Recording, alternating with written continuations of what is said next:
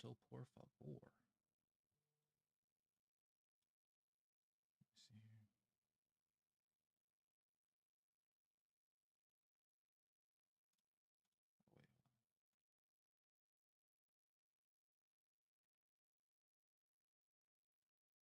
Oh, wait, there we go. Locked in.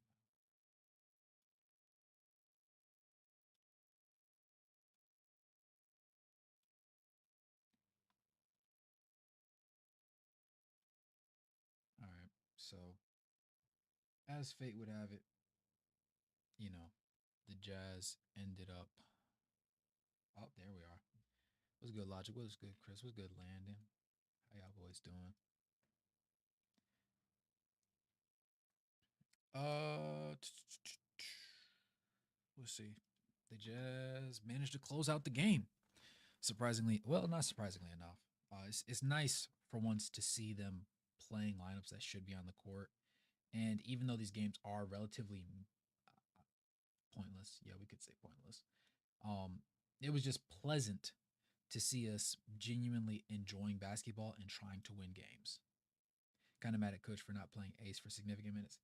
Yeah, it was interesting that we didn't see more of him. I didn't think that we should have tried to force feed him minutes, but there were a lot of situations that I felt he probably could have had an opportunity. Caleb Stone Carwell's on the 76ers? Hold on. Let me find out. He didn't play today, but I didn't know. Another one of these Charlotte boys. Okay. What was I gonna say? Not gonna lie, Kyle Filipowski looked really, really good. Like I knew he was gonna look decent. I assumed he was gonna look decent. I didn't think he was gonna have a bad game, but he looked really good. Bryce also looks really good. Just not as incredibly. It's crazy how Bryce had a really efficient game, but I'm like, dang, Kyle Filipowski's game was just that much more efficient. Like we're talking about a guy that shot in Bryce 7 of 13 from the field, 5 of 8 from three, didn't get any free throws, but has 7 boards and assists, 2 steals. He did have 5 turnovers though, mildly concerning, but I'm not too worried. It's summer league and things of that nature. Regardless, incredible shooting night, right? But then we go over and we look at Kyle Filipowski, 8 of 11 from the field, 2 of 4 from three, and 4 of 4 from the free throw line to go along with his 6 boards, 2 assists, and a block, and only 2 turnovers. So they both had darn good games, and it was pleasant. It was really nice to see that. Isaiah Collier didn't have a really good shooting night, like at all, but I'm hoping it gets better. Honestly, what's good, Tayton? You said, why does VJ look 10 times better than Ace? VJ's game is predicated on better decision making off the jump. The biggest issue that I had with Ace Bailey in college was his shot selection and the way that he chose to get to his buckets. He also isn't necessarily the same uh, playmaker that VJ Edgecombe is. That doesn't mean that he's going to end up being a worse player, but that does mean that a lot of things that he does probably won't work. And in this game, part of the reason why he didn't get, I guess, well, no, he actually had minutes that coincided with everybody. Cody Williams had 25 and a half. He only had 4 seconds less than Kyle Filipowski, surprisingly enough. Bryce Sensabaugh had the most minutes at 27, so never mind. I was about to sit there and say that he played a lot less than I thought he would have. But in 24, very nearly 25 minutes, he shot a 3 of 13 from the field, 1 of 5 from three, 1 of 2 from the free throw line. He did have 7 boards, 3 of them being offensive, an assist to steal a block, and no turnovers. The no turnovers part is important, but the fact that he did end up shooting 3 of 13 from the field and 1 of 5 from three is the concerning part. So I can understand in certain situations why we didn't have him on the floor. VJ though, let me look at his numbers real quick before I end up being misleading. Ooh, a Dembona had me feeling things today. I'm not used to seeing his name as Valdez on the thing yet. Um, Playing almost 30 minutes, 13 of 26 from the field. He was 1 of 6 from three. The jumper's still a work in progress for him, but 13 of 26 from the field is insanity. 10 boards, 4 assists, 1 steal, 2 blocks, only 2 turnovers. Game leading 28 points. Box score plus minus was the highest on his team at a plus 10. Even though they lost the game, that means, well, the rest of his team just can't keep up in theory. But, you know, interesting stuff. Nevertheless, at the very moment and for the foreseeable future, I think starting out the regular season, VJ is still going to be better than Ace. I think once Ace starts getting into the groove of knowing where he needs to go with the ball and understanding the system that they run in Utah, things will get better for him. And he, as an entire player, will end up looking better as well.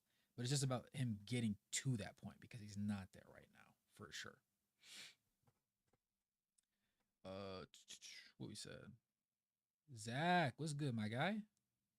Flip looks jacked and Bryce is nice. Yes, Bryce looks a lot better. He looks a lot more comfortable in the conditioning. I didn't really see any close up like photos of him. I need to see a couple close up photos of him. But the way he was moving on the court looked really, really good. And I think that's just another I almost said a semester, another off season of opportunity to just, get in better shape, focus on your physical fitness, and fine tune some of the things that he was already good at leaving out of last season. He said, I want tracks again. I want to get home. Bet. Say no more, Jackson. Then he said the refs. Oh yeah, the refs were the refs were refs. I don't know if they were using this as a training for some new refs or what was going on, but these can't be the regular ones that I was seeing in the regular season or in the playoffs.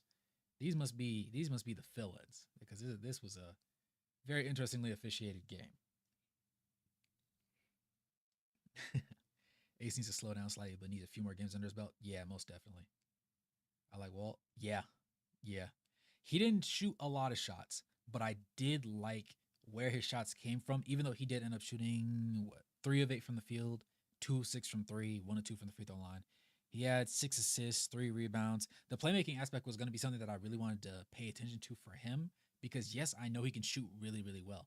But just in case his shot isn't falling, can he do enough to stay on the court? Obviously, he's a smaller guard, so he's not going to be able to be, well, he, in theory, could be a really, really good defender.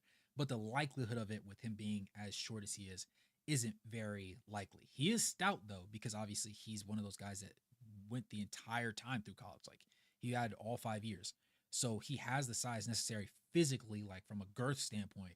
But as far as like length and height, it's not necessarily all there. So him being able to get those 6 assists in just 25 minutes of action was really telling for me. And he only had 2 turnovers to go with it. So I would like to believe that that is an overall positive. It's not, it doesn't blow anything out of the water for him, but it's definitely a step in the right direction. He said he's calm and smart and very good shot selection. Yeah, there we go. Looked like he was rushing the touch. Yeah.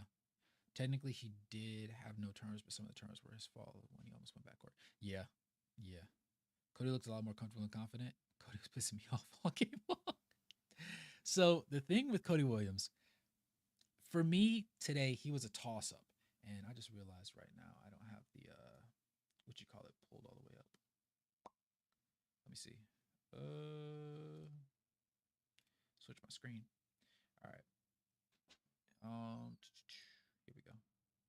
So my thing with Cody Williams, right? 25-25. 5 of 12 from the field, which isn't terrible considering his history. 2 of 6 from 3, not great, but isn't terrible considering his, history. 2 of 2 from the free throw line, 5 boards, an assist, a steal, a block, 1 turnover, 14 points. Cody Williams just feels like, how do I put this? He's going to be the guy that gets left in the dust if Ace Bailey plays too well and he doesn't play well enough. He had a couple spurts in the game where I was like, okay, I see you moving. I see the off-ball motion. I see you with the ball in your hands. I see you making proper decisions. Then there were other times where I was scratching my head saying, brother, what are we doing right now? And, if he shot a little bit better, say he, of course, this is just the first game. So I don't want to push on him too hard. And I'm happy that he went 5 of 12. It's barely over 40%, but still, I'm happy because overall, I haven't been the highest on his development thus far. I don't think that he should have been touted as being our greatest pick in that year's draft. I don't think that we probably should have went with him considering what we were doing. But since we seem to be, tanking again this year and trying new things and all that, it makes sense that we did grab him. Because of that, I don't tend to be as harsh on him as I could be on as I tend to be on Walker Kessler or Keontae George, because I have a finite expectation in my head for what type of player they should be. But with Cody Williams, it's like, well, he could fall into this range of players. And as long as he falls in that range, it's cool, it's acceptable. It's not, sexy or amazing, but we can work with that. But if he doesn't fall in that players and that list of players and he's a little bit under, I also wouldn't be surprised because of the position he was in physically when we first picked him. But we'll see. We'll see. Ace's shot looks good. 2 4-set points. Given time, I'm sure he'll adjust. But he just needed some effort. He just needed to put some effort in, like seeing it. Yeah. Yeah. Reminds me of Colin Sexton's first year in Utah. Just blasted to the rim every time to get blocked. Sexton eventually won me over, but first I swore he Colin Sexton has one speed downhill, man. Well, he did. He did until he had to change a pace to his game. Ace Bailey's shot selection was very interesting because it was reminiscent of him at Rutgers, but it was also you could tell that there was a different class of players that he was playing against. Now, obviously, all these guys that touch the court for the 76ers aren't going to be playing on the actual team. Some of them are going to be G Leaguers. Some of them won't even be on the G League team. But at the same time, it's still a step up from the college games that he was playing, and you could tell how it affected him defensively when he was on the court, and then offensively when he had the ball in his hands. And even when he didn't have the ball in his hands, it was a lot different than the confidence and just sheer ego that he had when he was in college and the energy that he just exuded out of his pores. Yes, that block was definitely sick, though. Yeah. Landon, the one that you called out? Yeah. That was good, White Microwave. You said Cody seems solid defensively, but he does seem to have some head scratches on offense. Yeah, that's going to be the biggest thing. I'm actually not super concerned about him defensively, which is weird to say because I can't imagine he weighs that much more than Cody Williams, if memory serves me right. Let's ask Google. How much does Ace Bailey weigh? Because I forgot. Really, 200 pounds? All right, never mind. I don't want to draw that comparison. Then I was gonna say that he looked like he was a lot better at absorbing contact and just flowed better on defense than Cody Williams did his rookie year. But Cody Williams was literally listed as 178. So if Ace Bailey is actually 201, like I just said, then I don't want to sit there and stretch it too much and be like, oh yeah, they're the same player, because there's a whole 20 pounds of difference. And that, when it comes to moving up and down and absorbing contact on the basketball court, 20 pounds and where it's distributed makes a big difference. He said the fans welcomed Ace with open arms. Hoped he realized that. Yeah, most definitely. What's good, Jeff? Sexy ball before eyes he will be missed. Yup. The thing I was most impressed with Ace was that he subbed in with 7 seconds left in the game. He was smiling with his teammates. Didn't seem like he was upset that he didn't get to play in the clutch. Yeah, that's a big one. That's a big one. And maybe he could just be, slightly fooling us because he's just there.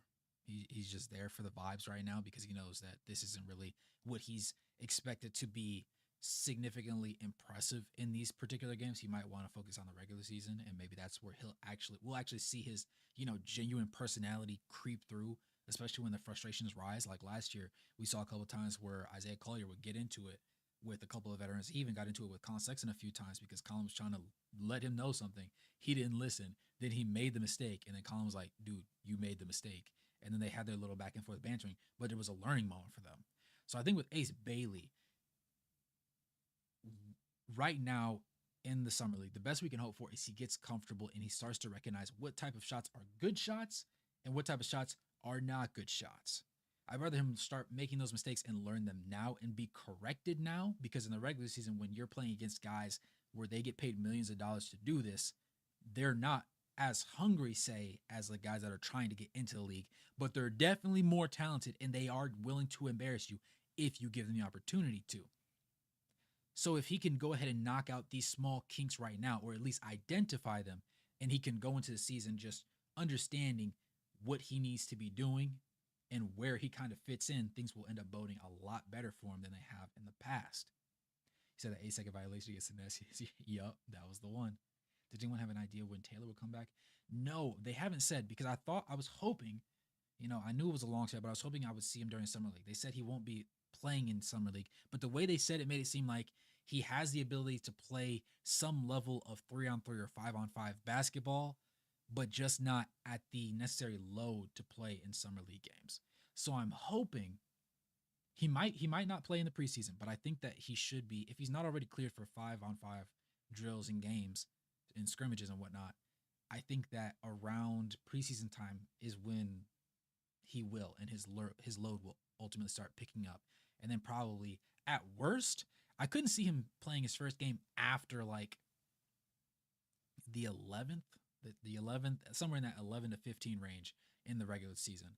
Anywhere beyond that, I would assume there was some sort of setback, and I might be mildly concerned. But I'd like to think in a perfect world, he starts playing at the start of the regular season, like he's ready to go. But again, we still have to see that. And judging, depending on if they put him on a minutes restriction or not, you could see Kyle Filipowski running at the 4 spot and him coming off the bench giving you like 15 to 22-ish minutes on a nightly basis just for a temporary moment while he gets himself reacclimated. Unless Kyle Filipowski just continues to play. Like if he puts up a performance like this on a night in, night out basis, even though, yes, we are tanking, we can still find ways to lose with Kyle Filipowski. Because Adem Boner was frying him in that fourth quarter, low key. Because Kyle was getting a little bit freaky. He was getting off. He was having his way with them. And then on back-to-back plays, he didn't have a bad game himself. Yeah, 8 of them from the field, 8 boards, an assist, a steal, a block, 1 turnover. 8 personal. Oh, I forgot they don't get rid of you if you foul out. Isaiah Collier had 6. Wow. Yeah, 8 personal fouls. It's freaky. Boy, what in the world? He had a positive box score plus minus. But Adem Boner twice comes down the lane, barrels through, and just slams down, just drops the hammer on the rim right there. And I didn't think that was something that was necessarily part of his game, or something that he would be necessarily willing to do. Because some players, they're not as free thinking. One thing about Kyle Filipowski is he's extremely free thinking. There was 2 or 3 times where he tries to go for a DHO, but the handoff just isn't there. So he has to keep picking the ball up. Then he pivots a little bit, tries to hand the ball off again. He can't get it there. So he, at that point, turns over, realizes that there's a vacant spot on the right side of the floor, says, yo, F this, the handoff's not working. Let me go ahead and get to the rim. And just the take, I want to say he hit 2 out of the 3 attempts that I remember in my head. The one low-key might have been an and one. But just the creativity on that side of the ball is always impressive to see, and it's pleasant to see, especially in your bigs, because guards, they're expected to be creative. They have to be creative because they're the smallest players on the court. They have to have a certain level of craftsmanship that goes into everything that they do every time they come down the floor on offense. Bigs, there's a little bit more of a system in place for them. So if you have a big that doesn't do anything creative and he's always sticking to what you tell him to do and doesn't do anything and deviate outside of that course, you can survive. But if you have a guard that does that, you're going to reach a point where the relationship is just going to deteriorate because it's not going to work the way that you hoped it would have. That's all. He said his shot also makes me think it's going to go in more often than not. Mm-hmm. Yeah, I'm torn because I've never seen someone lock down Luka as hard as Taylor did last year, and then Flip's offensive games is incredible. It's sad only one of them can play the 4 at once. Yeah, that's true. But one thing that I'm really hoping for, I don't want to get rid of Walker. A lot of people say, well, we shouldn't give Walker $25 million. I'm like, $25 million is pretty reasonable considering he's arguably the best shot blocker in the league. The only reason I say arguably, I think he's a better shot blocker than Rudy Gobert at this point. I trust his hands better because he can catch a pass. So I think defensively, also because of the fact that he can, slide his feet on the perimeter, he's competitive in drop coverage, but also in one-on-one situations, he slides his feet very well on the perimeter compared to Rudy Gobert. The only person you can think of that's a block artist in that way is Wemby. So if Wemby's the only guy that's better than you defensively at protecting the rim, you're an elite company because Wemby literally has people coming down on a fast break, dribbling down at him, refusing to shoot, dribbling out, and looking to swing the ball. So if we have Walker Kessler, and yes, let's say he never learns how to shoot. Let's say at his peak, he shoots 65, 67% from the free throw line.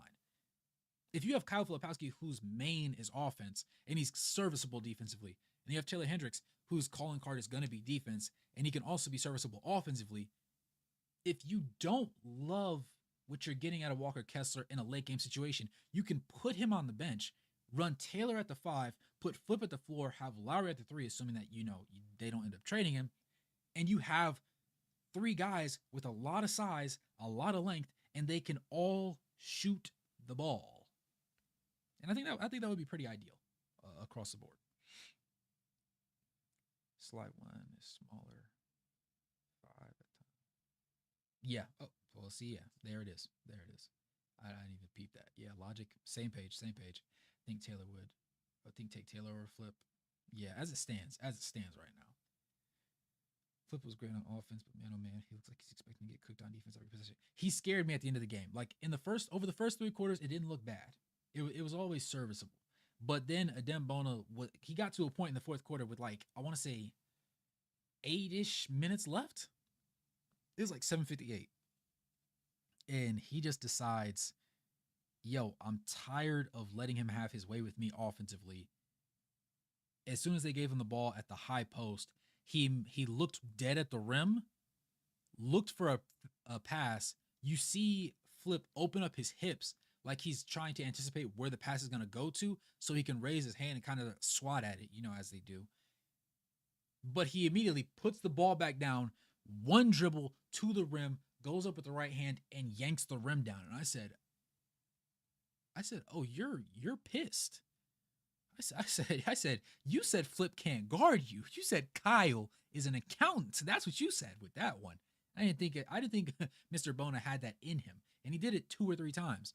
So at that point, I was like, it showed me the archetype of player right now that Flip is going to have the hardest time dealing with, and I just hope that it doesn't end up persisting and leaking into other areas, which we haven't seen yet. I just hope that there's not really too many consistent archetypes of big that can end up exploiting him on the floor at any point in time, because that's going to obviously be problematic.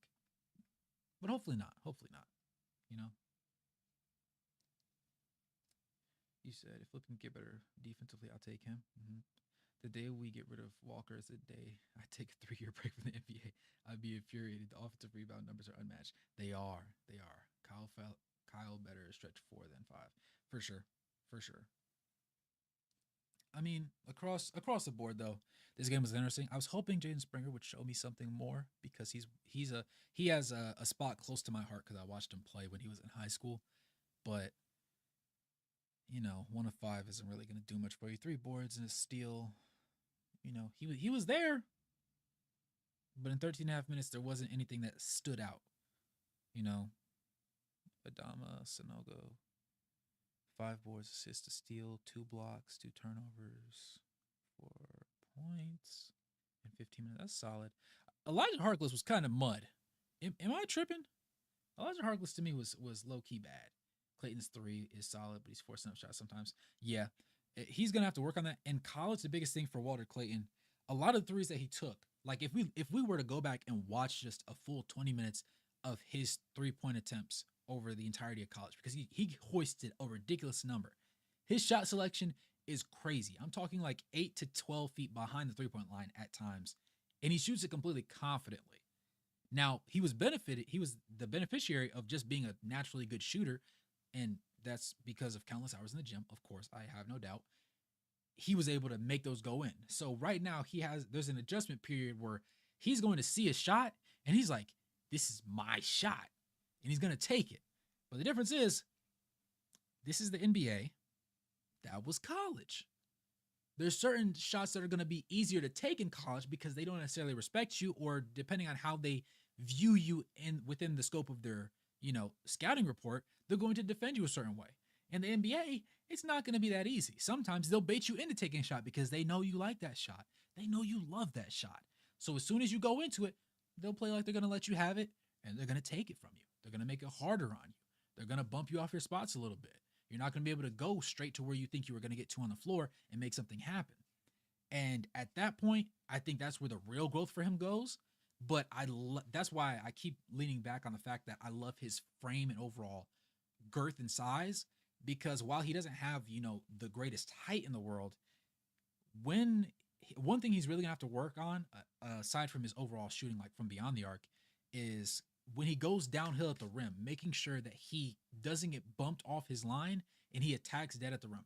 Now, the 7-footers that you see in the NBA are going to be a lot harder to shoot over than they were in college. One thing he did in college was he would avoid contact when he got down there amongst the trees. And that's something he can't afford to do here, because that's going to cut your minutes down. One thing, even if you think back to Colin Sexton's first days in Utah, Colin Sexton would get blocked a lot, but that was because Colin Sexton whether you were going to give him the foul or not, he was going to put his shoulder dead in the center of your chest and put the ball somewhere at the backboard. Now, did it get glass? Yes. Did it get sent out of bounds? Also, yes.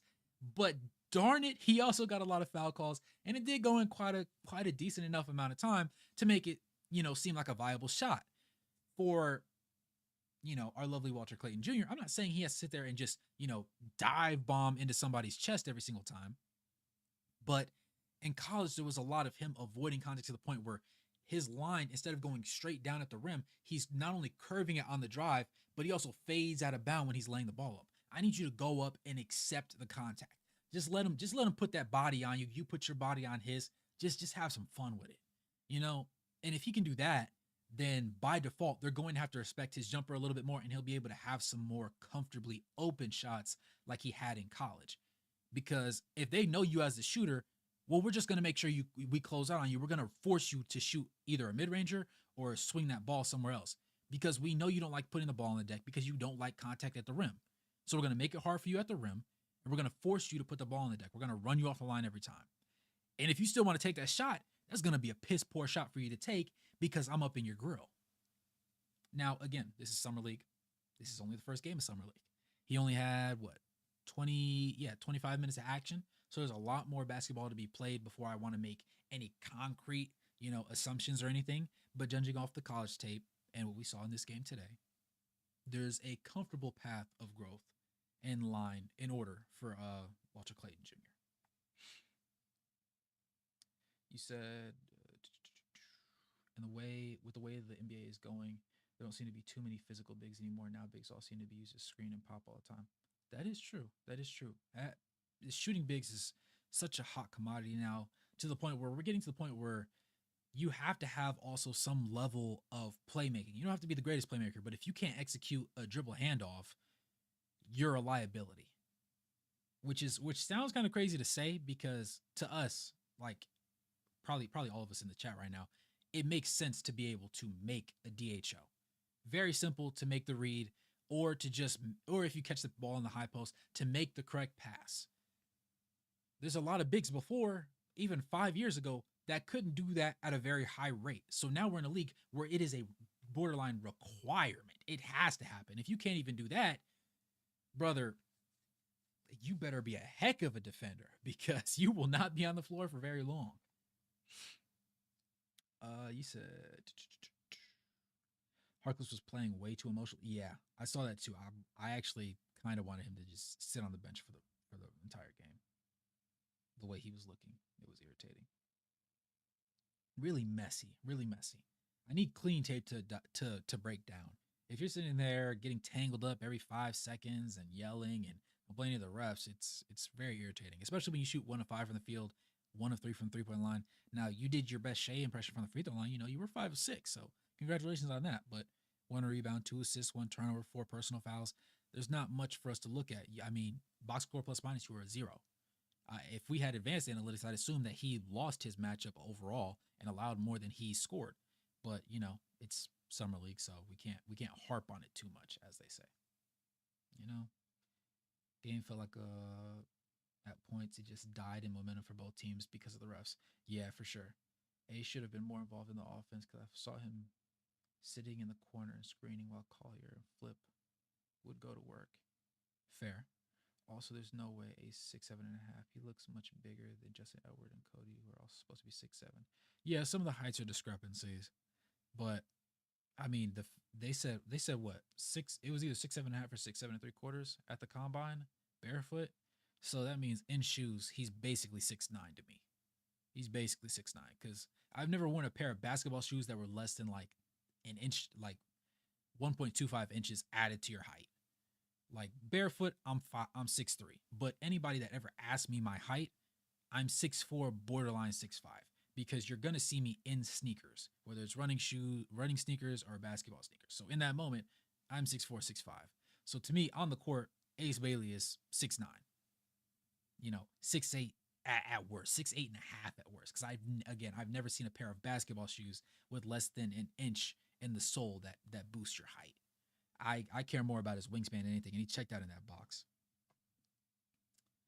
To be fair, Ace has been in Utah for a week. The rest of the stars have been playing together for a year. He still needs to learn the offense and where he needs to be. True. Yeah. Wasn't Cody?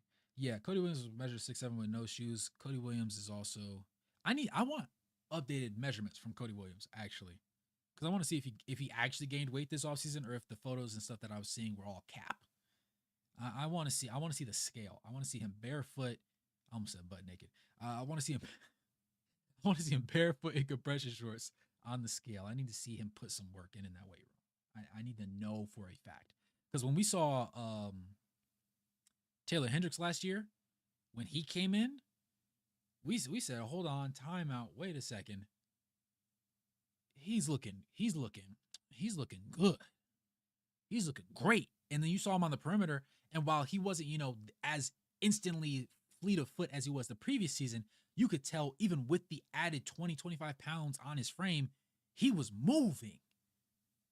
And I need to be able to see that with Cody Williams now. If I don't see it with Cody Williams this year, he's going to move down the depth chart because he doesn't get precedence over Ace Bailey, right? Because Ace Bailey was a top 5 pick. Now, Cody Williams was just out of the top 5, but we can all agree Ace Bailey right now looks, off of these 25 minutes of action he just got tonight, looks more capable of playing NBA minutes than Cody Williams did last year. And if he's actually that what was it, 201 pounds compared to Cody Williams 178 that he started his rookie year at, night and day. Like I said, 20 pounds is a significant difference, even though it doesn't look like it on some people. Let me see. Ace's height changes daily, somewhere between 6'6". It's such a joke. Fair. Ace probably closer, 6'1.5", in case without shoes. Weird question, but is there any reason RJ Lewis and Tunj didn't play? I actually don't know. My thought process maybe is that we're gonna see a lot more of our bigger veteran guys play right now, and then we'll see the fringe guys towards the end of summer league. I'm assuming that this game was probably the biggest showcase for Bryce Sensabaugh, Kyle Filipowski, and you could argue Isaiah Collier, but I feel like Isaiah Collier by default is still going to have a significant amount of minutes. But Walter Clayton Jr. is going to have an opportunity to continue proving himself. Obviously, Ace Bailey's not going to see his minutes diminish, and I think Cody Williams is going to continue to see a surge in minutes. For guys off the bench, I was kind of surprised Max Almas didn't play, but at the same time, it kind of makes sense considering what his role was last year and the opportunities that he did and didn't get last year. So that Reggie Lewis Jr. What was the other one you said? And yeah, Tunj.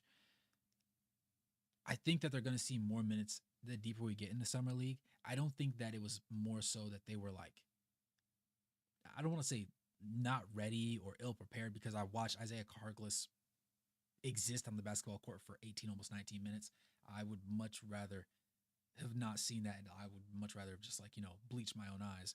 But since he did play, I would love to give, even if we gave 9 minutes to both of them, just took it right out of his, or just the other hard thing about this is like these summer league rosters get really deep because there's 1, 2, 3, 4, 5, 6, 7, 8, 9. It's 9, yeah. All right, so they went 9 deep. 10, 11, 12, 13, 14, 15, 16, 17, 18, 19. Yeah, there's 19 guys on the roster. So a lot of these guys just probably won't even get an opportunity to showcase what they're worth, but they get to, practice with the teams and do stuff. There's also less minutes in the summer league game, is there not? Or was I tripping? Because there's not a single person. We only went 9 people deep, and nobody played 30 minutes. I don't even think anybody did anybody over here play? Yeah, nobody played. Well, Justin Edwards played 30 minutes, but nobody else. I feel like there's less minutes. Maybe I'm just overthinking it. We said, where are we? Cody Williams needs to put on some weight. It's going to be difficult for him to score against big NBA guys. Ace is 18 and looks bigger, and he still needs more weight as well. Yeah. If Ace can get to 220, 225, he's going to be looking really, really good. If he can really get to 230, that would be great. But I don't think he could put on 30 pounds in one calendar year. So excited to see Hendricks when he returns, hoping he still has the mobility, can at least work back to it. I think he definitely can. I think for Taylor Hendricks, that mental aspect is going to be the hardest part because with an injury like that, you have to get to a point where you feel comfortable putting pressure on that leg, feeling comfortable stepping with that leg, feeling comfortable cutting, doing strength work with it, and then just getting to the point where you can run and get to a stop and push up out of it. And the point where he can trust all that to work is going to be great. But it's about him actually getting to that point that concerns me, honestly. I think he's going to do it, though. I have no doubt in my mind. It would take something crazy for me to sit there and say I'm scared for Taylor. He said, see, I thought Taylor kept 100% of his speed and extra weight. I was like, what the hell? It almost makes me want to see another pound. The 20 heavier on him again. That's fair. That's fair. Tundra probably play next game. Yeah, I'm with Logic on that. I agree. I want Bailey to play shooting guard just for fun. It would be interesting to see. I bet Bryce played himself at SL tonight. Really? What makes you say that? Because of how well he played, you think that they're gonna try and move him? I like Collier. He plays the right way.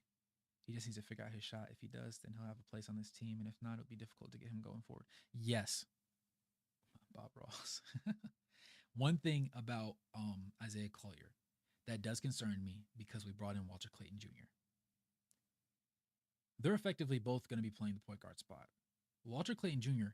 can shoot. There's no doubt in my mind.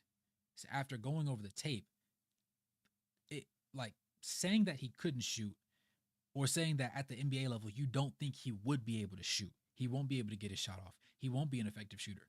Sounds like you just told me the sun's not going to rise tomorrow morning, right? It's one of those things where it just sounds ludicrous to say out loud. But you also take into account the fact that he can also play make.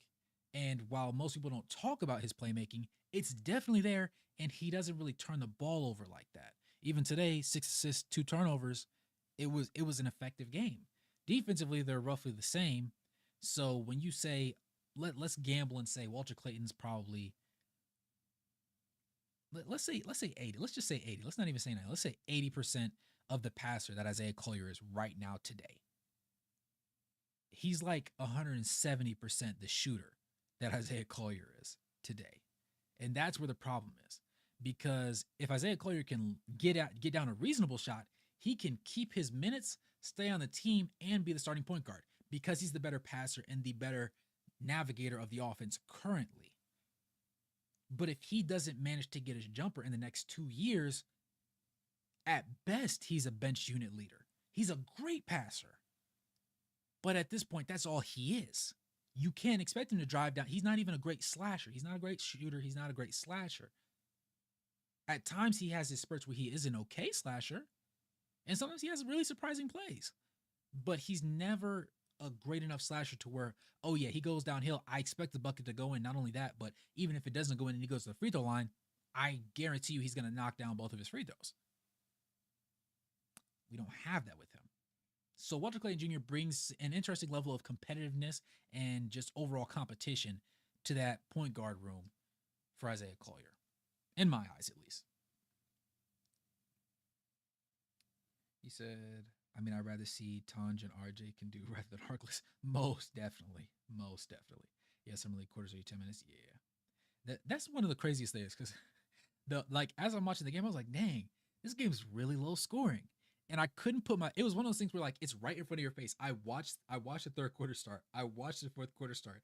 And my brain doesn't register that there's less minutes in this game than in any other game. I'm just like, dang, we're having some hot streaks, but we're also having some cold streaks.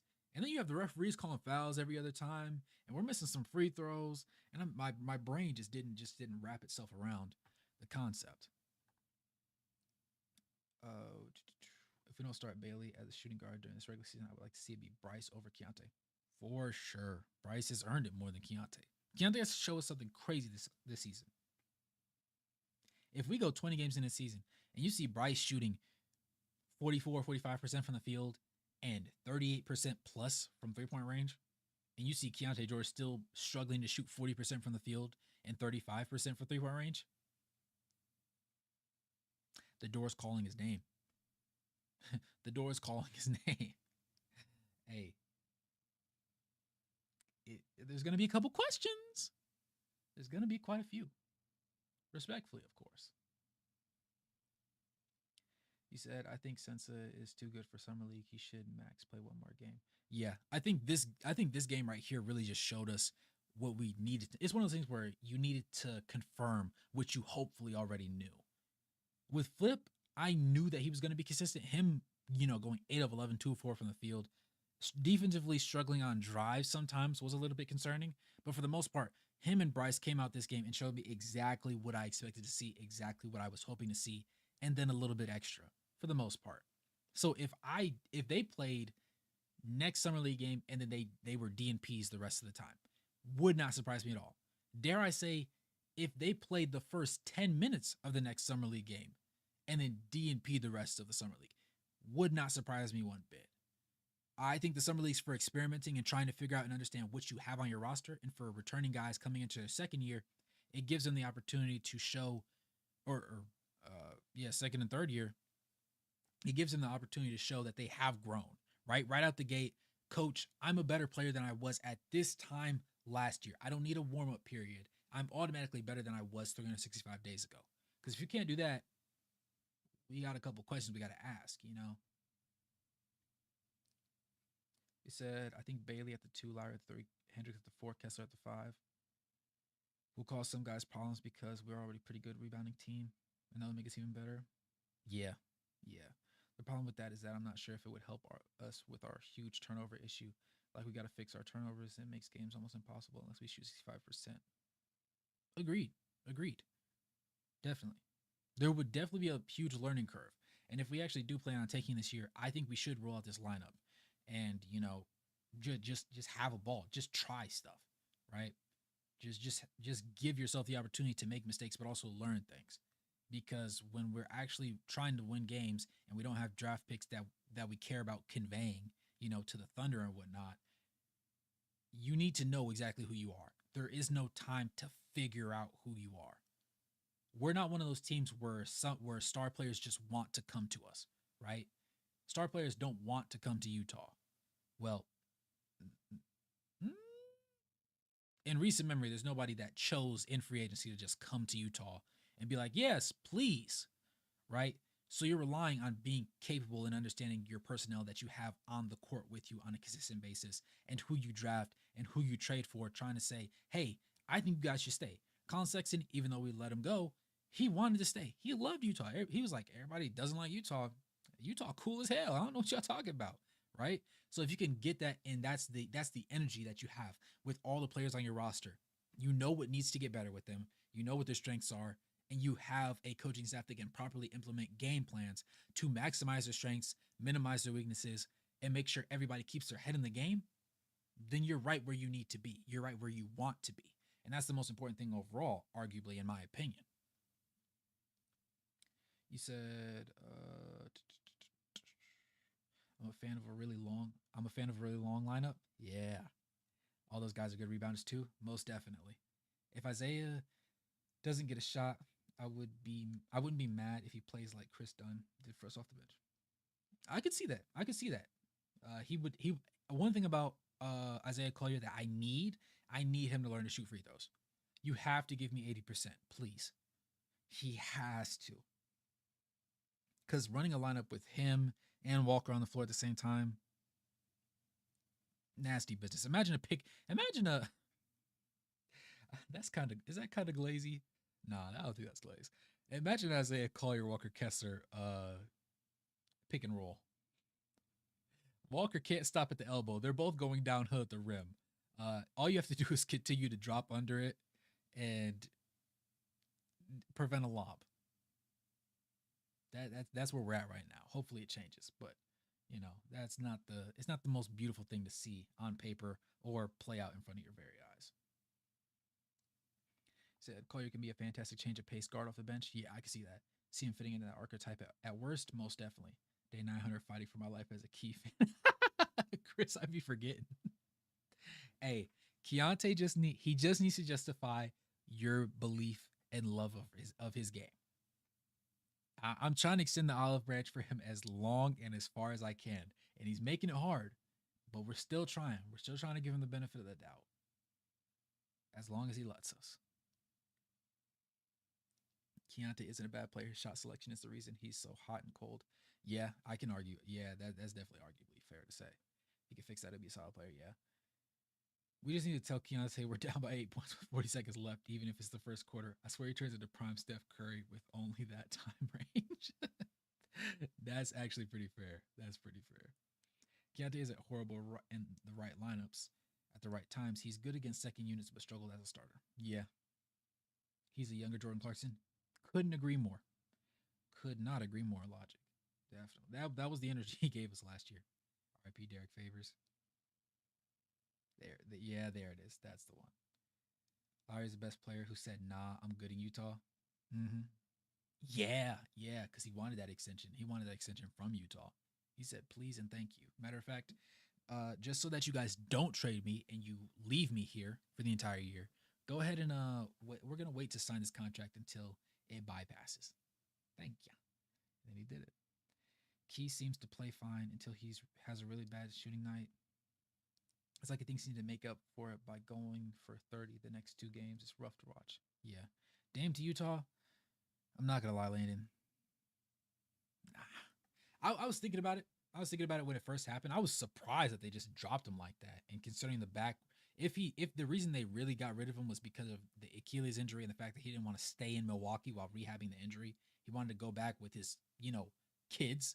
Um, Interesting.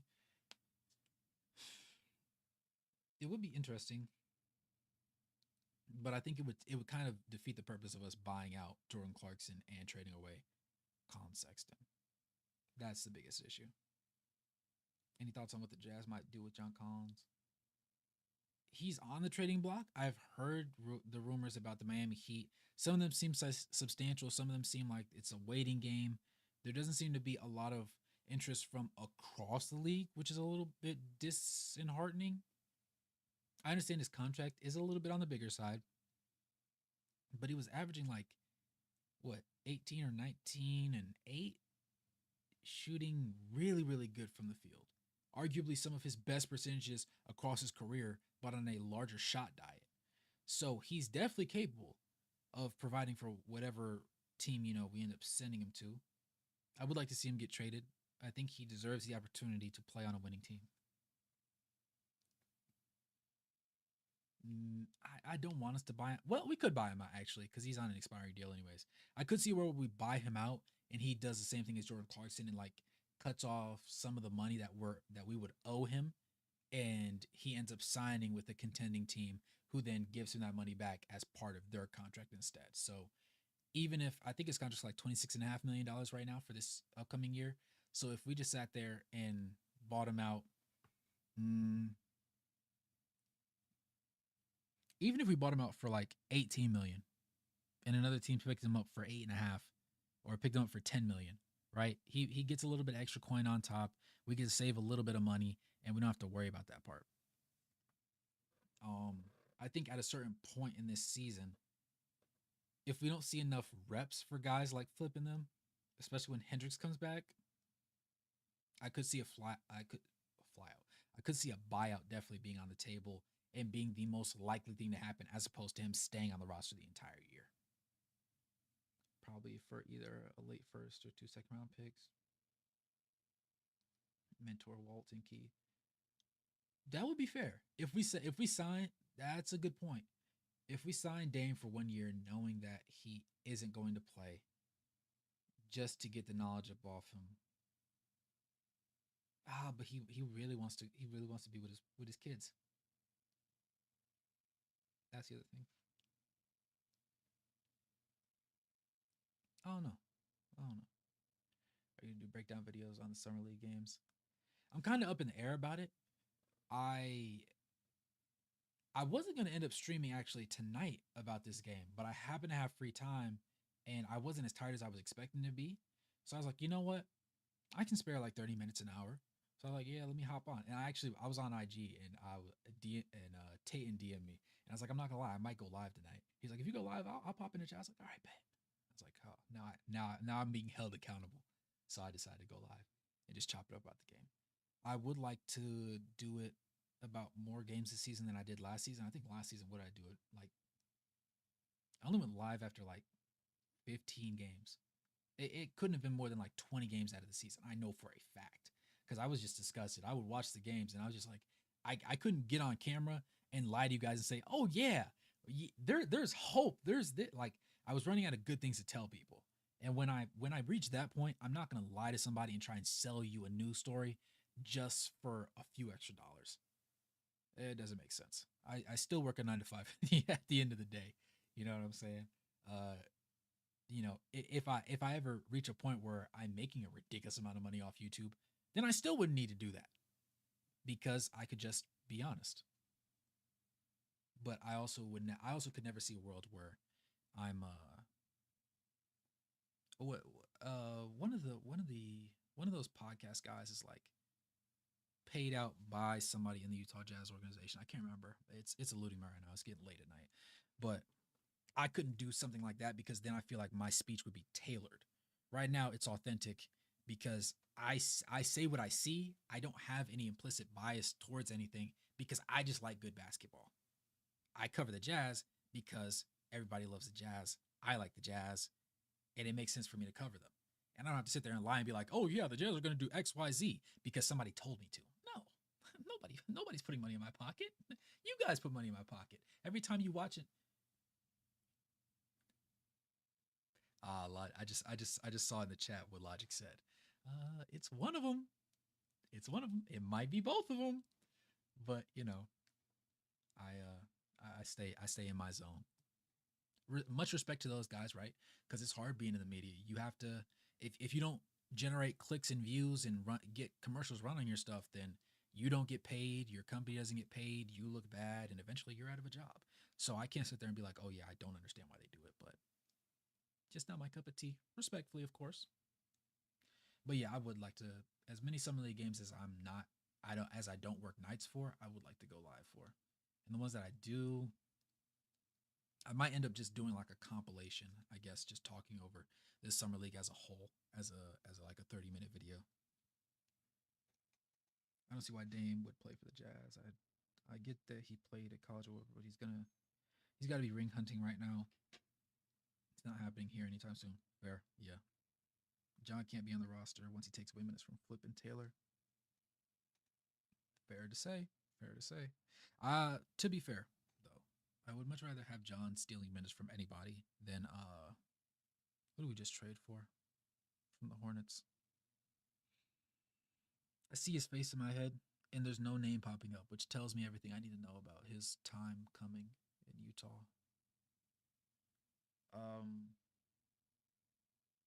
hell, but whatever his name is, respectfully, yeah. But yeah, I think a buyout is on the horizon for John Collins for sure, for sure, for sure. Yeah, you said I think we'd buy it. Nurkic, yes, yes, it's Nurkic. Ironically enough, yeah. I think we could buy out Collins if we don't trade him by the deadline. Yep, that's the one. Honestly, I would be interested in breakdowns on players after the summer league. I'll bet. Yeah, we could definitely do that. We could definitely do that. 2 years ago when we went live, like almost every time, it was so fun. Last year was tough. Yeah, yeah, yeah. Nah, when we were able to go live almost every night, even when I was at work, I would be driving when I was driving and we were live. Yeah, that was a vibe in and of itself for sure. And it was actually fun games to talk about. Oh my goodness, we weren't incompetent, right? We weren't rolling out a lineup with 2 minutes left in a tight ball game with 175-pound Cody Williams leading the charge on offense. You know, no shade to him, but he just shouldn't have been in that situation too many times last season. That was when you know you're tanking. When somebody's on the court that definitely shouldn't be on the court, and you see Will Hardy just trying his best, trying to coach guys through something, knowing darn well he was forced to do this and he doesn't want to do this, but he has to try and find a way to make it make sense. Yeah, those are the ones. Um, just so you know, I haven't watched Hoops Nerd video in 2 years now because hey, I uh I appreciate the support, Taden. They're not bad. Like I said, they're not bad guys. They just they're just trying to do their thing, and much respect to them because everybody has to have their opportunity, you know. And there's some people that really appreciate his all the other guys' content, just like there's people that appreciate my content. So it's just, you know, they get in when they fit, you get in where you fit in. Everybody likes it. It's kind of like having your own personal goat. Like it may not be the greatest basketball player of all time, but everybody has their own favorite player. You know, you just pick the person that kind of just fits your niche the best and your personal preference. Probably talking about Locke. Nail on the head. John Collins 2024, 2025, 39.9%. Yeah, basically 40% from 3-point range, 57.5% from 2-point, 85% from the free throw line, 8.2 rebounds, 2 assists, 19 points. Yeah, those numbers are the things that honestly make me believe. While, yes, you could argue he's not in the best space, I guess, for his contract, but $26 million and you're getting 19, 8, and 2 on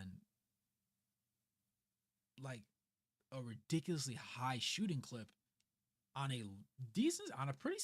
pretty large sample size of 3-pointers as well. And he's not bad defensively. At times he could be a slight negative, but he's never been anything egregiously bad defensively. And he's a lob threat. I think that's a pretty good pickup for a lot of teams, honestly. I get being delusional with the Jazz after watching a 33rd loss. Yeah, it gets bad.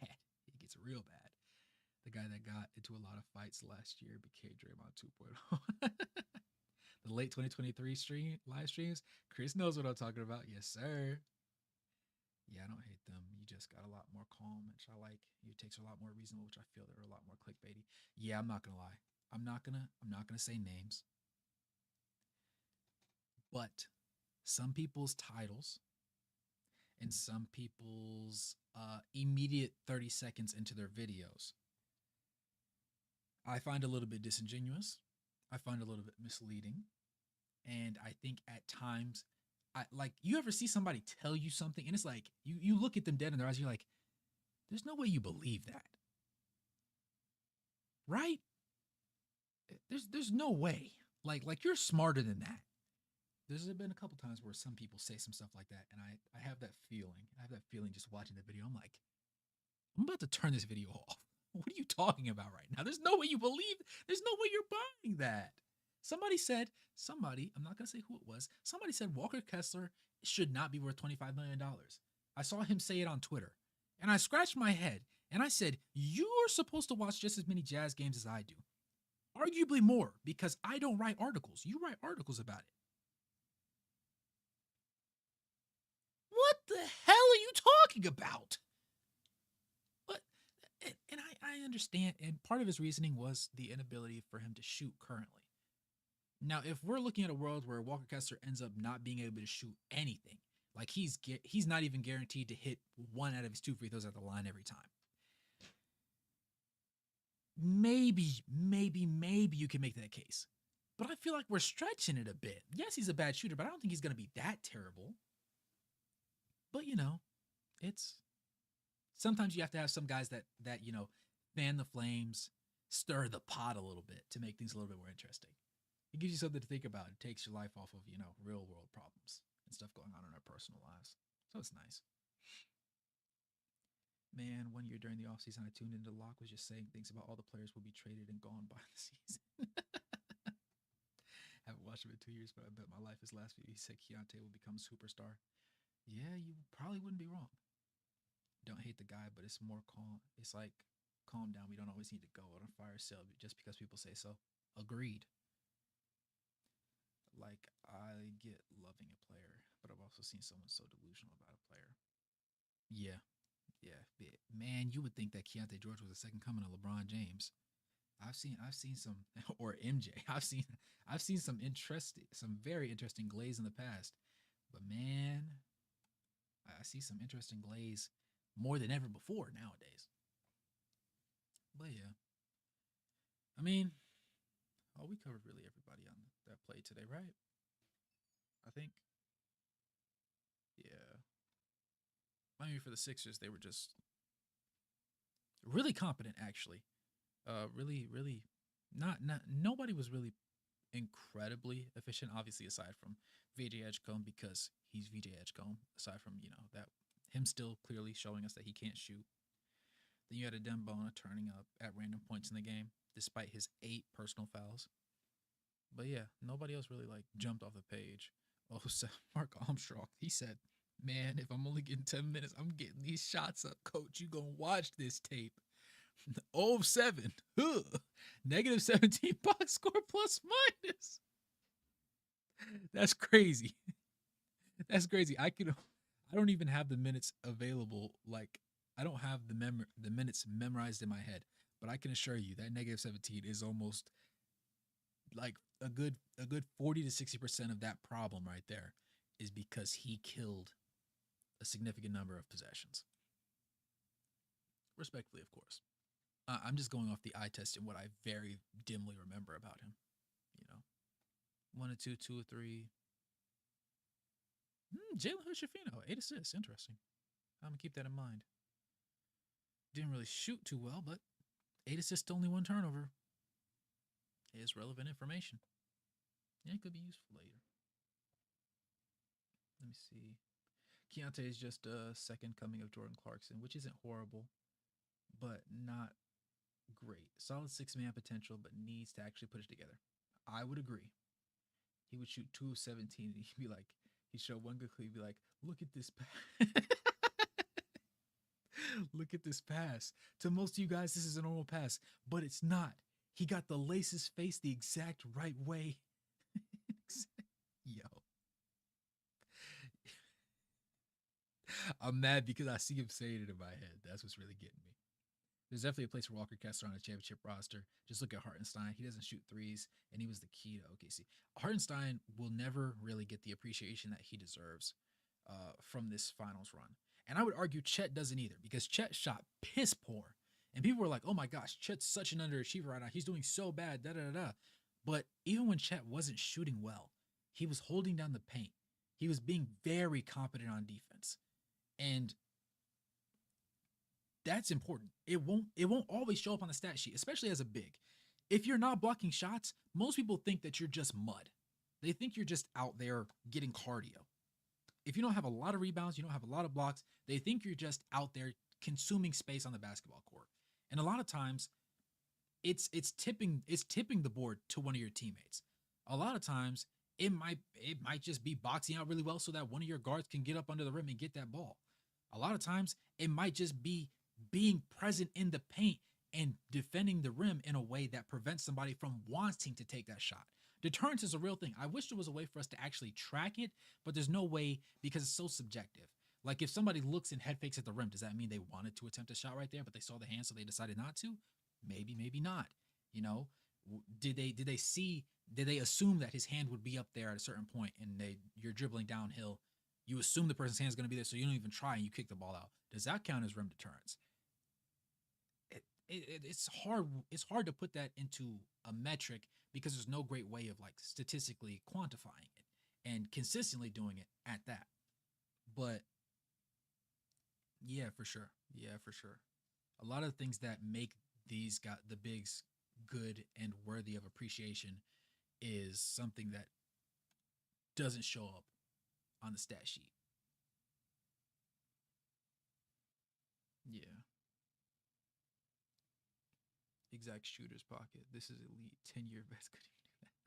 Saw a video reaction to that. I believe it. Having a big who can hold down the paint is important. That's why Flip can't play the five, unfortunately. Yeah. The sheer like the type of small ball lineup we would have to be facing for Flip to even be remotely playable at the five is very, very specific. Dare I say it should never occur. I give the rest of the broadcast team breaks about the commentary they give. Given Thurl is super kind and used to play, but David Locke just gives some wild takes. Yeah, he has a lot. He has a lot of flashy shock value. He definitely doesn't hold his tongue for sure.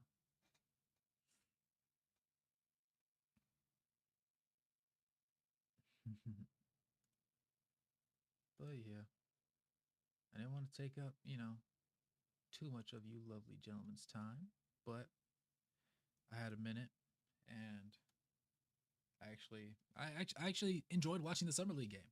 You know, it's been a while since I've seen Jazz uniforms. I also want to buy one of those uniforms. I don't have the money to buy these jerseys right now, but there's quite a few jerseys, even from players like across the league last year, that I want to get jerseys of.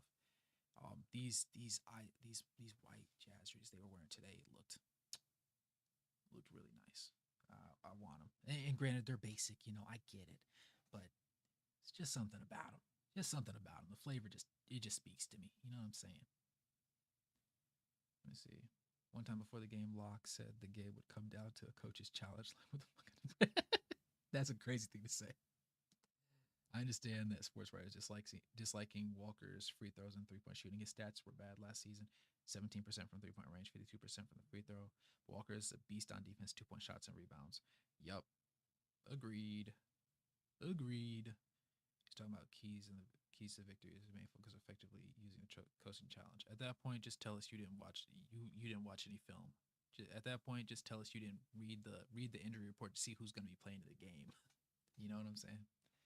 One thing that pisses me off when people talk about Walker Kessler right now, and I hope it changes in the next couple seasons, or just in general, when I don't use the word, casual in reference to basketball fans or analysts or anything like that, because I don't really like that term. It feels like a slur almost. You're a fucking casual. You know what I'm saying? That sounds crazy to say.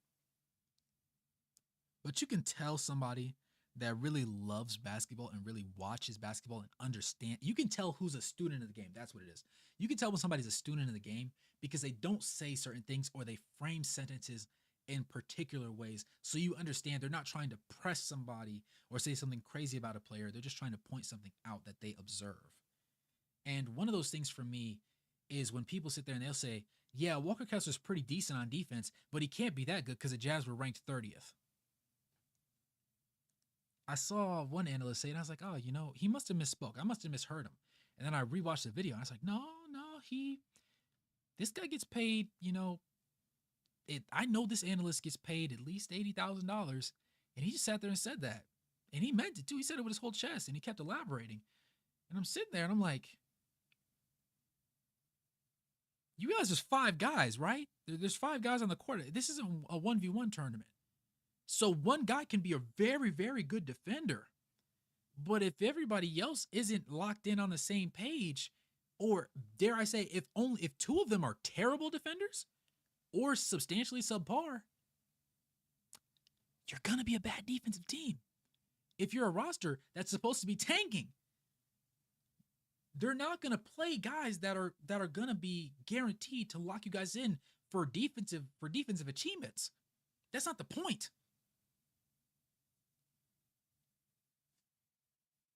It's not the point.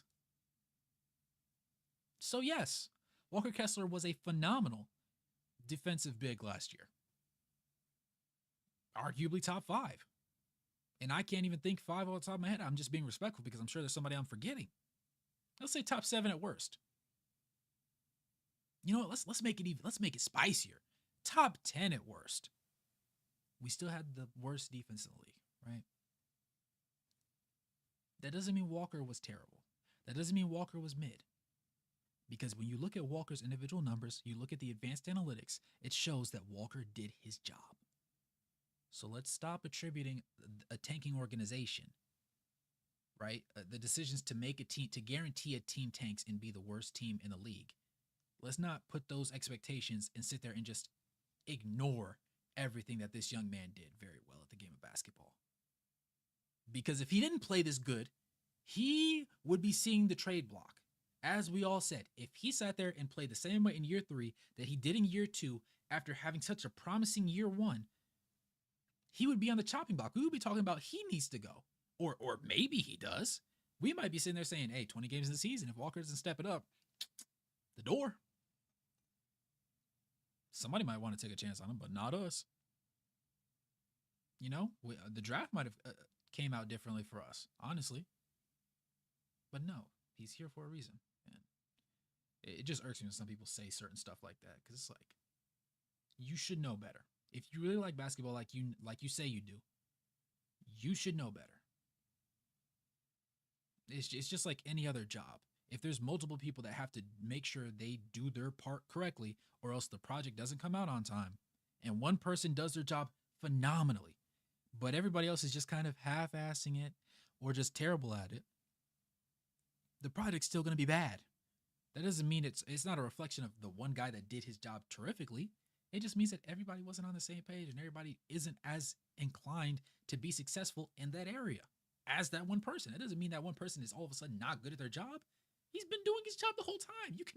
You can literally sit there the entire game and just watch Walker Kessler. Turn the TV off when he's not playing, then watch Walker Kessler. Just watch him moving on the floor. Don't watch the entire play. Don't watch where the ball is. Watch Walker Kessler and watch what he does. I've done it, actually. It's crazy to do. It's kind of like, in a way, it's kind of like watching a football game and watching the right guard. It's not glorious a lot of the times. There's not a whole lot of highlight type energy to it unless he gets a pancake or he just has a really nice block and he executes a scheme perfectly and you see somebody just hit a hole like no other. But you know, you can do it if you love the game enough. Just one of those. He said, comes up with good points just looking at it. Saying Walker's bad on defense just because the Jazz are ranked 30th on defense is such a bad take. I'm saying top 5 easily. That's what I'm saying. That's what I'm thinking. Sadly, people will say Victor is going to be number 1 defender in the next few years. It might not be 100% true. Honestly, I think Wemby is going to take a lot of number 1 block seasons away from Walker. Yes, Wemby was the only person, literally the only person in the league that could take away, the block lead from Walker. Because I think already, and I know it's kind of a hot take across the NBA community, for me to say that Walker Kessler is already a better player than Rudy Gobert. I firmly believe that. Like, I wholeheartedly believe that. Even though they both shoot terrible from the field, right? I believe in Walker Kessler offensively more than I do in Rudy Gobert. I trust Walker Kessler's hands a lot better than Rudy Gobert. I trust Walker Kessler better rebounding offensively and defensively more than Rudy Gobert. I trust Walker Kessler and Rudy Gobert roughly the same in drop coverage. I might give the edge to Rudy Gobert. But on the perimeter in general, Walker Kessler. Blocking shots without fouling, Walker Kessler. The only person that can clear Walker Kessler is Wemby, because Wemby's literally Kevin Durant but geared towards being a big. That's the only thing. Literally. I'm not gonna lie. I'm gonna be watching a lot of Spurs basketball this year. I love the Spurs. They know how to build a team, dude. I remember last year when I wanted us to draft Stephon Castle and they got Stephon Castle, I almost fell to my knees.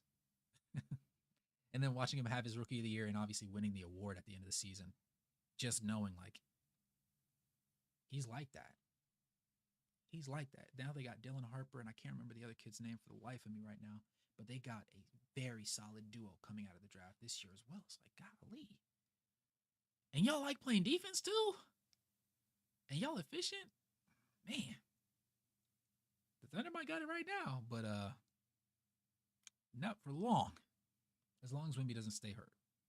That's the other caveat that's important. That's the important thing. Where am I? I blame the media for Victor's rise. He's good, but he's young. Let him grow and develop and try and convince everybody he's the greatest thing since sliced bread. Yeah, that's fair. I still need to see a full season from Wemby where he shut down mid-season. Yeah, that's fair. That's one of the things that sucks about like really, really tall or really, really lanky players. Like even Chet, you remember when he ended up stepping on LeBron's foot or whatever, and then he was out for the season with the same injury that Wemby currently has. Like when I heard that, I was like, I was watching the highlights of that game. I was like, are you serious? I was like, bro, he didn't like. The injury didn't look like crazy. I was like, that's all it took. And they were like, yeah, he's out for the season. I said, out for the season? I said, dude, what? And then Wemby went out, and I was like, oh, my goodness. The only thing that can derail Wemby's career is injury. I genuinely believe. as a player, there's not much that he can't do. His brain will end up being the only thing that ever stops him from doing anything because he's so nimble. He can actually dribble really, really well. Like I kind of underestimated the way he dribbled. I don't usually underestimate players. Sometimes I try to give them a little bit more grace than is necessary, but I underestimated how well he could dribble. Now, obviously, he's not Kevin Durant with the ball in his hands, but he's a heck of a lot closer to it than I previously ever imagined. That combined with the fact of his willingness to shoot threes, granted, last season I want to say he shot like 33 or 34% on them, but the ease at which he's willing to pull them and then the overall defensive versatility that he genuinely has is scary. It's Wemby's going to be the type of person in, 15 years when I have a wife and kids and everything, where I'm sitting there after a long day of work, I sit down at the kitchen table and I hear my son sit there and say, "Yeah, Wemby's already the greatest of all time." And I'm gonna start getting flashbacks. I'll be like, "This is how Jordan fans felt when I used to say this about LeBron." And then a lone tear is gonna roll down my cheek before I take on the required old head path of arguing for my life for another grown man that wouldn't know if I passed if I died yesterday. But that is it's fun. It's part of it. Oh yeah, I saw it. Rudy Abdul Gobert came to play against the Lakers. Yes. Spurs don't know how to build a team. They're just lucky about winning the lottery every fucking year. Hey, then all I'm gonna say is, for a team that always ends up being so lucky to get high picks, they always seem to manage to grab the right guys. They never. I can't tell you the last time they drafted a bust with a meaningful draft pick. Meanwhile, me growing up a Hornets fan, I saw that a lot because we were perpetually ass and still missed. Um, and, we're if Cody Williams pans out, then fantastic. But if Cody Williams doesn't pan out, well, I'm gonna feel some sort of way, just a little bit, just a little bit. Because I mean, what do you mean we drafted at 7 and he didn't contribute to winning games? Might suck a little bit. Spurs have some sort of cheat code or something. Yeah, I'm not gonna lie. They're channeling some sort of energy. I don't know what it is. Wemby went to go train with the monks and work on his inner peace. I think it might have something. I don't know if it got something to do with that or what, but hey, man, Wemby, Castle, Harper, back to back to back, literally, literally. Why did I become a Jazz fan? Uh, appreciate overall. I like watching good basketball. I don't care what team it is. I just like watching good basketball. But then there was the time where they ended up adding in that trade with the Cavaliers that brought Larry Markkinen and Colin Sexton over, made me watch them a lot more than I ever had before. And then obviously when I made this channel, it was it was a lot easier to talk to Jazz fans because when I say something, you guys can think critically about what I'm saying. Even if you don't agree with what I say at first, you can respectfully share your opinion and explain why you disagree. With most other fan bases, you'll find that if you say the correct thing, if they don't like the correct thing, they're going to say you're wrong. Again, they don't like the correct thing, they like what sounds nice. Those people are some of the most difficult people to deal with in life because you feel like you have to lie to them to keep them appeased. Dare I say, some people that tend to be that way are, the biggest fan bases when you think of them tend to be that way. The Lakers are definitely one of them. The Celtics are definitely another one of them. You know what I'm saying? Where they feel like they're so accomplished and they're so up on their high horse that there's very little wrong that can be done. To the point where if you criticize their organization or say that something should be or could potentially be changed, they just think you're talking ridiculous. They think you're going ballistic. That's not the case. I just have a different point of view. You know, Tate, don't trigger me. Don't trigger me, Tate. You sat there and said the Suns. You know how I feel about the Suns. I hate the Suns. I don't actually hate the Suns. I just hate Suns fans. Because when I sat there and I said the injuries were going to be one of the biggest reasons why they ended up failing with their big three, and also the fact that they ended up trading to get three of the exact same player with the exact same skill set at 3 different heights, and none of them are lockdown defenders, and then they also don't have terrific amount of depth, a terrific amount of depth. God, wow, woo, golly, I botched that terribly. My fault. I know it's getting late, but golly, they also had a terrible amount of depth. They said I was crazy. They said I didn't know what the hell I was talking about. I said, okay, here we are. It's over. You have Jalen Green now, so that's cool. But you still have Bradley Beal. Bradley Beal said he's not waiving his no trade clause. He said he wants to stay in Phoenix. I said, look who's cooked. Ha ha! Your front office sucks. I was a Hornets fan growing up. I know what sucking looks like from a front office, and yours does. I dislike Suns fans greatly. But yeah, there was a kid the Spurs drafted who got some scandal with a therapist or something on the team. Really? I'm gonna have to look into that. Interesting. How do you feel about calling on your Hornets? Man, I have to go see Hornets games now. Mind you, the first NBA game I had ever been to in my life was the one last year where the Jazz came out here. So, on a side note, golly, NBA tickets are so expensive, dude. I almost went courtside to a WNBA game for a nosebleed seat price in the NBA. Crazy stuff.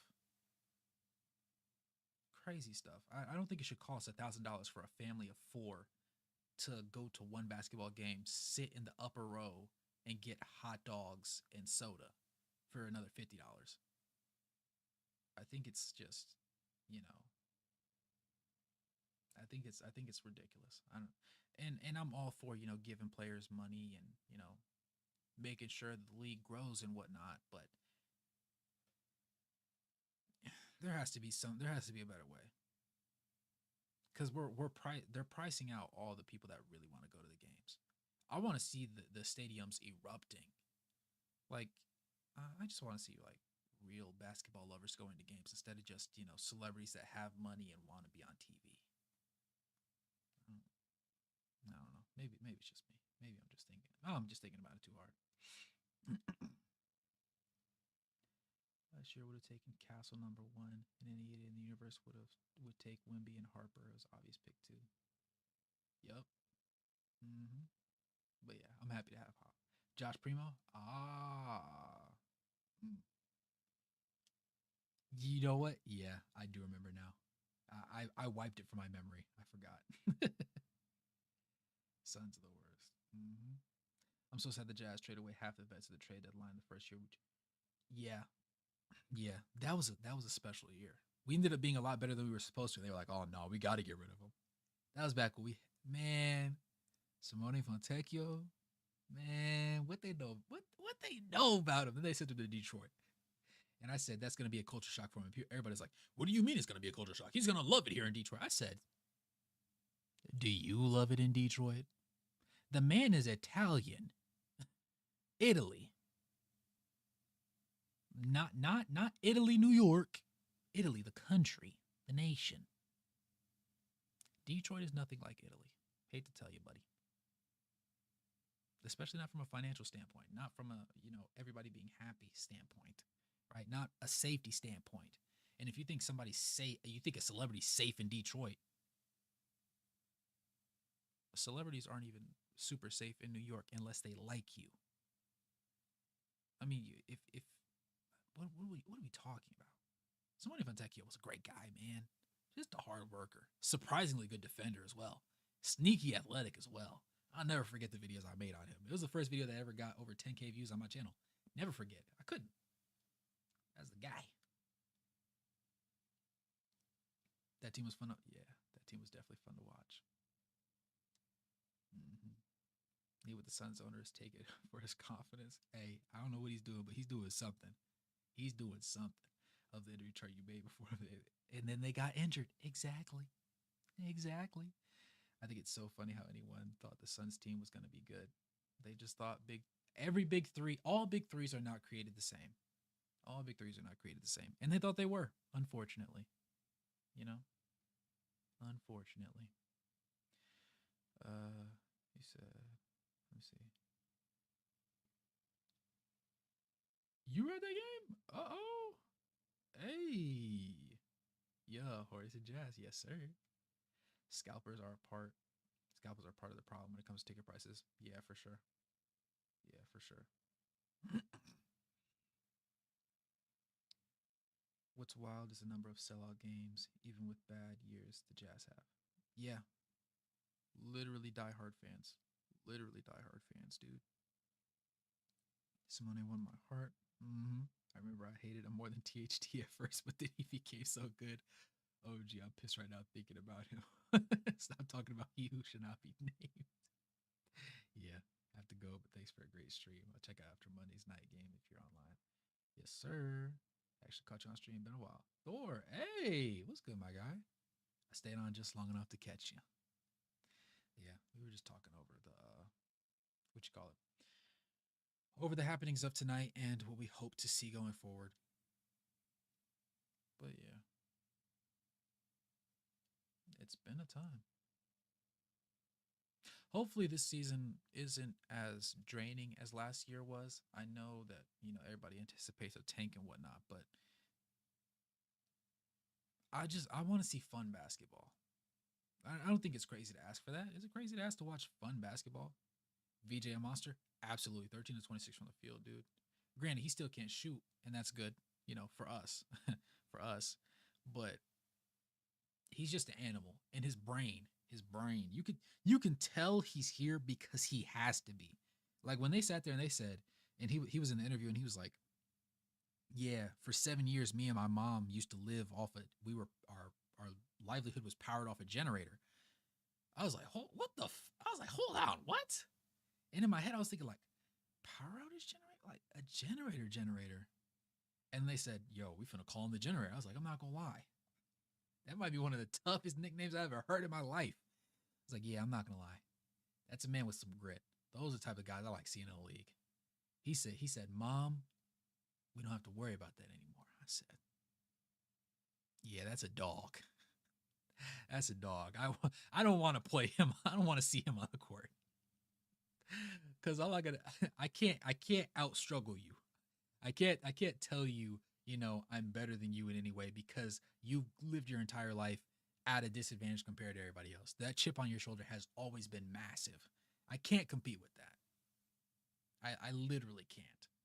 So when guys like VJ Edgecombe just like when they have the brain and the frame and the mentality, even if they're missing a couple things in their actual game, you just want to believe that they're going to sort things out. Hopefully not against your team unless they're on your team, but you do hope that they're going to sort things out.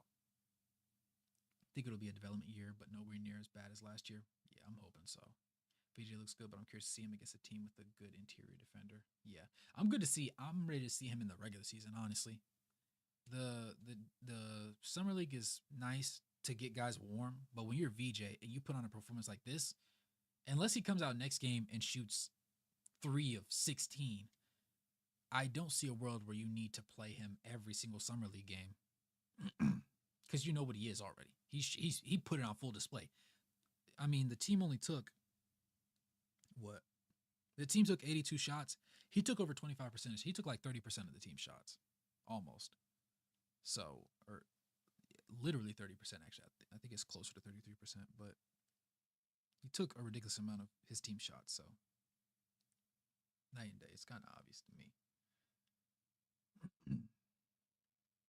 Like we tanked to be the worst team in the league and it didn't get us the top pick. We fell to the lowest we could. Yeah, I'll never forget that one. Yeah, as long as we can be at least semi-competitive, I'm happy this year. Playing would be nice, but if we don't make it, I won't complain. Next draft lottery is pretty stacked too. Yeah. It pisses me off because obviously you have the Boozer twins. You have AJ. Is it Deepasanya? Debancia, I think. Either way, AJ. Like He looks like such a good player, dude. And he came to BYU, obviously, so he's right up under the thumb. Like anybody can literally watch him. So that's another like really nice perk that comes with it. But it's like, do we have to try and lose games just so we can do this?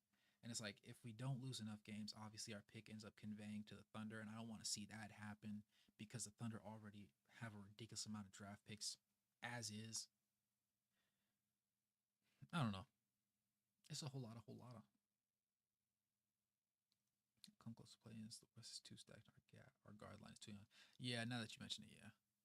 Because we did trade Colin Sexton. Yeah. And the top teams in the West just got more top heavy. Yeah. We're cooked. Well, on the bright side, it'll be easier for us to lose games in the West, right? And since most of our meaningful games are against Western Conference opponents, well, can't fault us for being bad. Maybe we'll just get a lot of highlight plays. I would be fine if we lost by 8 almost every game, but had like 3 to 5 really, really good highlight dunks and 3-pointers and ankle breakers every game. I think I could live with that. I could force myself to watch tape at that point. Now, if we're sitting out here getting busted by 25 and 30 every night, man, I'm gonna close my eyes and roll over on the couch. That's what's gonna happen. Anything is possible, but making the play is highly unlikely to near impossible, even with some teams falling down. More rows up to even the field. Yeah, that's true. The Spurs were bad last year, and that's only because they decided to accept being bad after Wemby went down low key. So healthy Wemby plus this adrenaline shot to the system. Yeah, they go crazy. Keeping it close every game and finishing with flashes of potential is probably the best case scenario. Yeah. Fingers crossed that we do get that much. I would be perfectly content with that. I can live with that. Shaolin Wemby gonna be different. Yo, I'm not gonna lie. If he starts to channel something crazy on the court, I'm scared. Most definitely, because he means business. He's not playing with nobody. But you know, I appreciate you boys tuning in. You know, it's nice being able to get back to doing live streams here, there, and everywhere in between. Um, I'll see if I'll be able to do one after the next game or if I have work. But if I do have work during some of these summer league games, what I may do is just kind of put together like a couch vlog style video talking about what I saw across a few of the games, just so we don't miss out on that sort of stuff. But we'll see. He said this is a season for Wemby to prove himself and be fully healthy. Fingers crossed. Fingers crossed. Because I don't want the league to be robbed of greatness above all else. Right? He's not on my team, but he seems like a really cool guy. But with that being said, if you made it this far in the live stream, I appreciate you. If you're watching the VOD, I appreciate you as well because it takes a lot of guts to make it this far in the video. We're an hour and a half deep. With that being said, go and smash that like button, subscribe if you haven't already, turn on post notifications, consider becoming a member of the channel and help support the content. And as always, good morning, good evening, and good night, no matter where you're on the globe watching. Thanks for tuning in, and I'll catch you boys in the next one. Peace. I'll see you boys next time. What's good, Mac? Appreciate you.